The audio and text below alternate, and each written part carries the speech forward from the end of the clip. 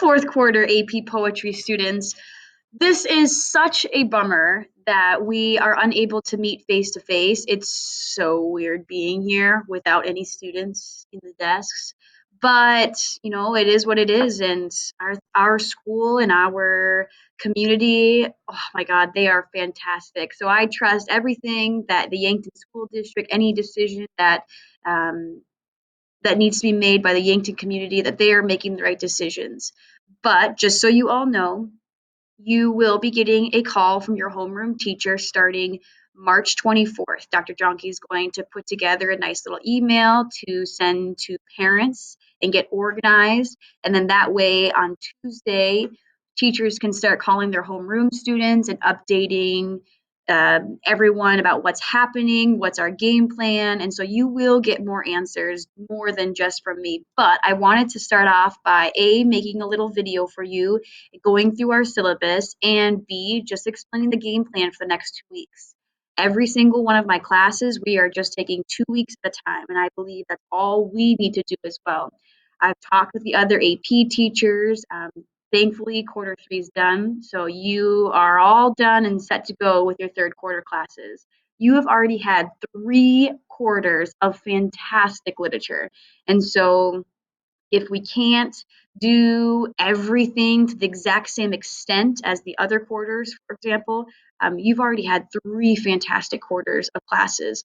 But I still want to expose you to poetry, and with the high hopes of us returning back to class, I want to be able to, when you do return, we do finally get to see each other and embrace and happiness, poetry and everything, that we can just kind of continue on, that we can maybe pick up the pace a little bit, maybe review just in case you didn't understand something.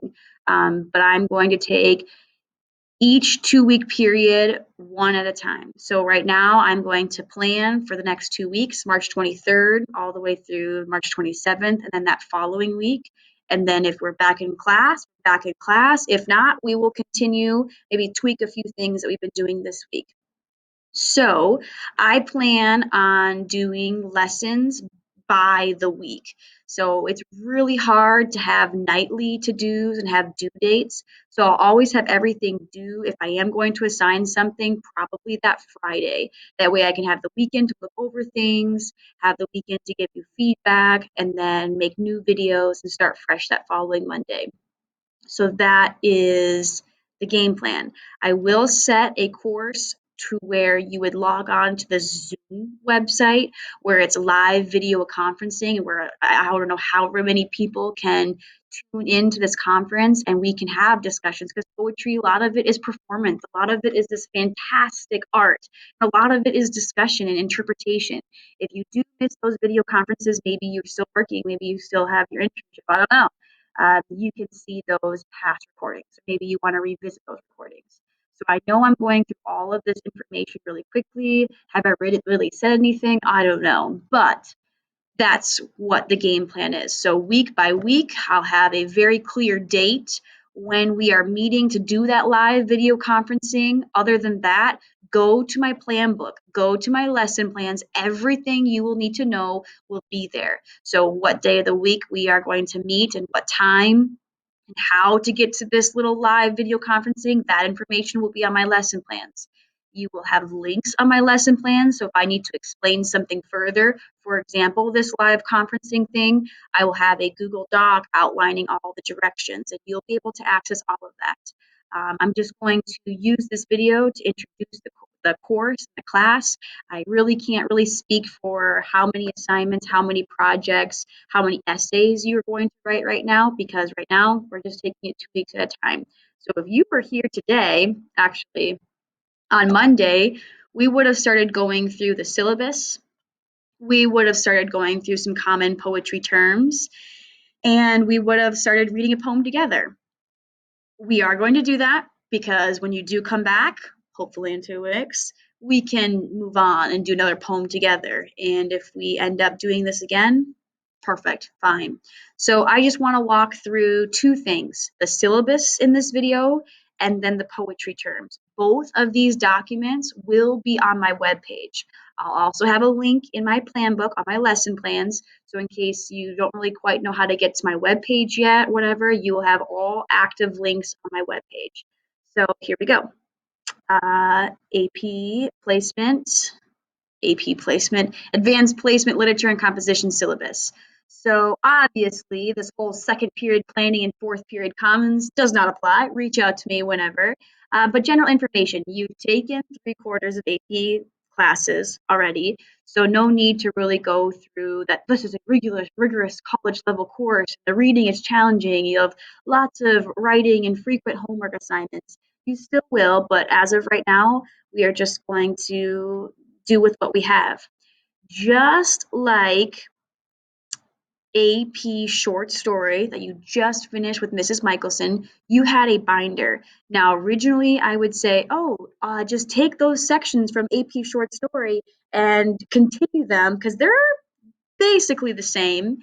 Continue them with AP poetry. We do a binder for organizational skills with short works of art. There's a lot of small, tedious things that we need to do. And so, since there's so much more with short works of art, we need to stay organized and you need to keep everything together because we revisit those things a lot. So maybe get together a binder, print some of these things out. Otherwise, when you do come back, I already have all the copies made, so you will be getting a handout of all this stuff. Grades, you'll receive an A or B if you do all the work, if you try really hard, if you participate in discussions. I have faith in everyone.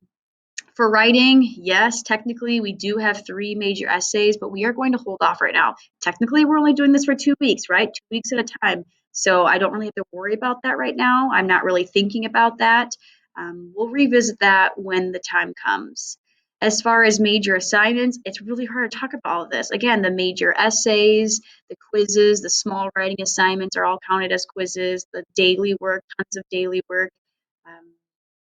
We are going to modify that, obviously. I'm still giving grades on Infinite Campus.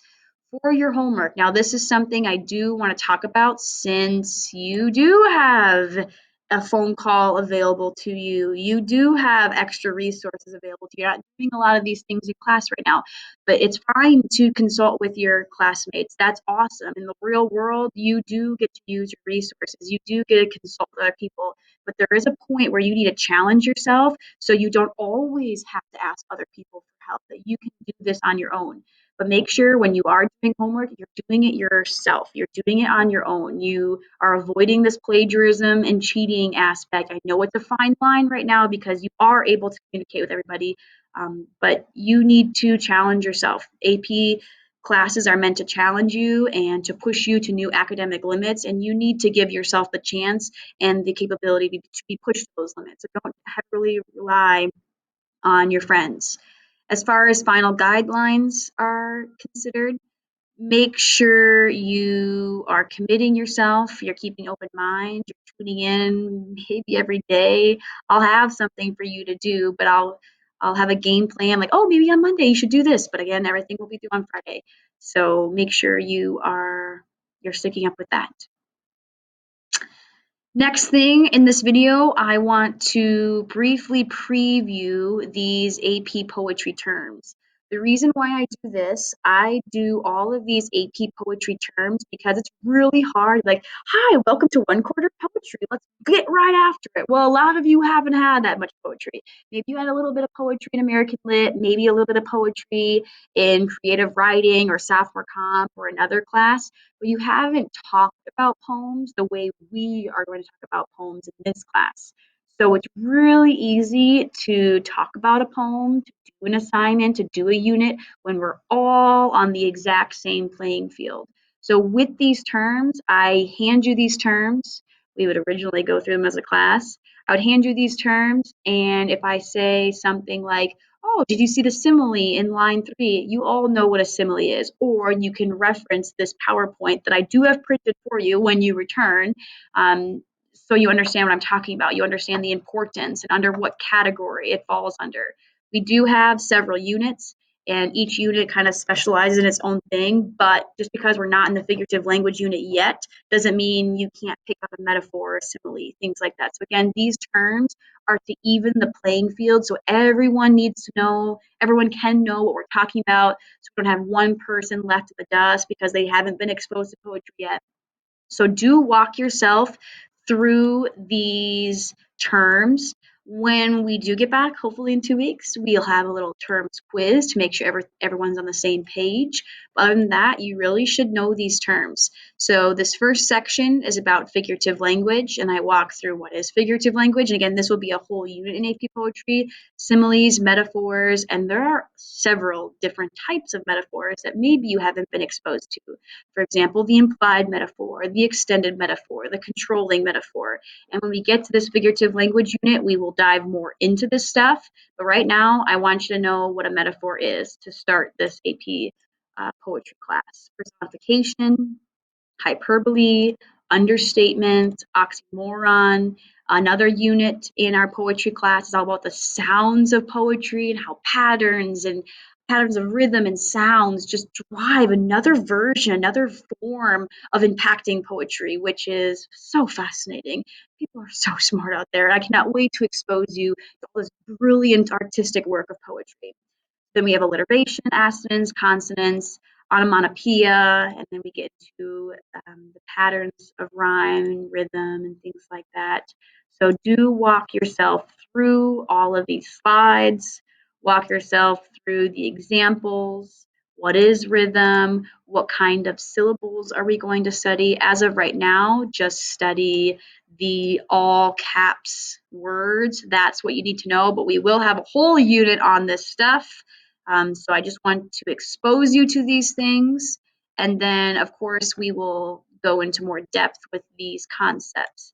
But make sure you know the different types of stanza structures, the different types of poetry is huge. So our first unit is about fixed form and open form poetry. It's all about why do people follow these rules? Why do people follow a pattern? Why do people write a poem to look like something, like these concrete picture poems right here? Acrostic poems you might be familiar with. I know when I used to teach summer camp, we did some fun things with those. Sestina, all of these poems that are out there.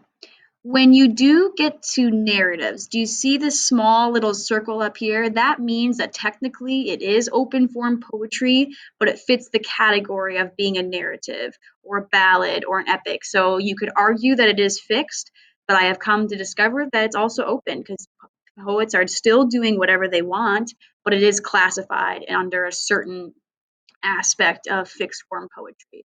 And the book also goes through that.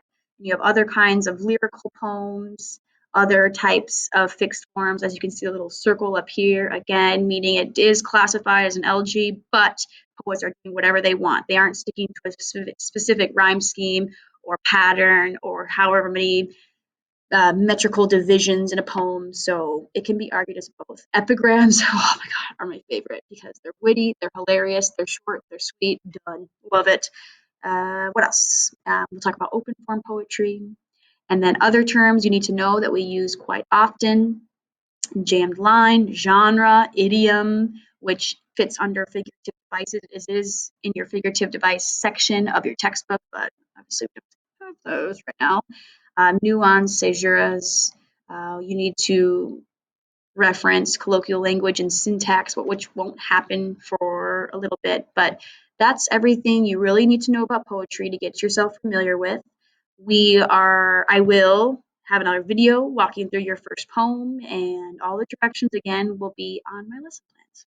So thank you for tuning in to this now quite long video, but that's all the information as of right now that I have about AP Poetry, but we are plowing through, all right? So tune in, click on the next link, email me, ask questions, anything I can do to help would be awesome.